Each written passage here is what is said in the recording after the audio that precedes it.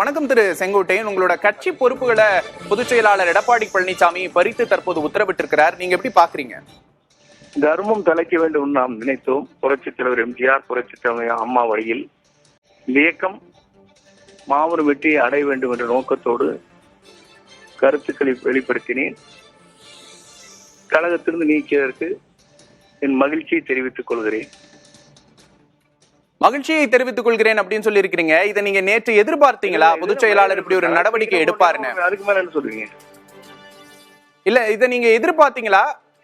இல்ல, மகிழ்ச்சியை தெரிவித்துக் கொள்ள அதான் முடிச்சுங்க. இதெல்லாம் கேள்வியும் கேட்க கூடாது. நீங்க அதை நீங்க சாட்டை முடிச்சுக்கங்க ப்ளீஸ். நீங்க உங்களோட அடுத்த கட்ட நகர்வு என்னவாக இருக்க போகுது திரு செங்கோட்டை? கேள்விக்கு மட்டும் ரெண்டே பதில் சொல்றேங்க ப்ளீஸ். நீங்க அதோடு மட்டும் போட்டீங்கன்னா இங்க நல்லா இருக்கு. இல்ல, உங்களோட அடுத்த கட்ட நகர்வு என்னவாக இருக்க போகுது அதையும் சொல்லுங்க. நீங்க கேட்க கூடாதுங்களா? தயவு செஞ்சது நீங்க இந்த நான் சொன்னது ரெண்டே போட்டுங்க, அவ்வளவுதான். மகிழ்ச்சி அளிக்கிறது அப்படின்னு சொல்லி புரட்சித் தலைவர் எம்ஜிஆர், புரட்சித் தலைவர் அம்மா வழியில் இந்த ஆட்சி மீண்டும் மலர வேண்டும் என்பதற்காக கருத்துக்களை வெளியிட்டேன்.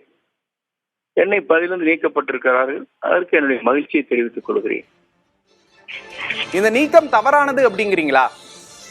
மகிழ்ச்சி அதோடு நிறுத்திக்க வேண்டியது. நீங்க எனக்கு அடுத்த கேள்வியில இப்படி கேட்டு எனக்கு இடைச்சல் விடக்கூடாதுங்க ப்ளீஸ். நீங்க ஒண்ணு கேட்கறீங்க, நான் சொல்றேங்க. இல்ல, உங்களோட மகிழ்ச்சியோட நோக்கத்தை புரிஞ்சுக்கிறதுக்காக கேட்கிறேன். என்ன பண்ண முடியுங்க? நீங்க இருங்க. என் மகிழ்ச்சி நீக்கினால எனக்கு வேதனையில ஒண்ணு கிடையாது, மகிழ்ச்சி தான். நம்ம கருத்து சொல்றவங்க கேட்கல, மகிழ்ச்சியா போயிட்டு இருக்க வேண்டியது. ரைட். இல்ல, நீங்க அடுத்த கட்ட நகர்வா என்ன பண்ண போறீங்க? அது தொடர்பா ஏதாவது ஐடியா இருக்கா? சொல்லிட்டு திருப்பி ரிப்பீட் பண்ண எப்படிங்க? நான் தான் மகிழ்ச்சி அதோட முடிச்சுக்கங்க ப்ளீஸ்.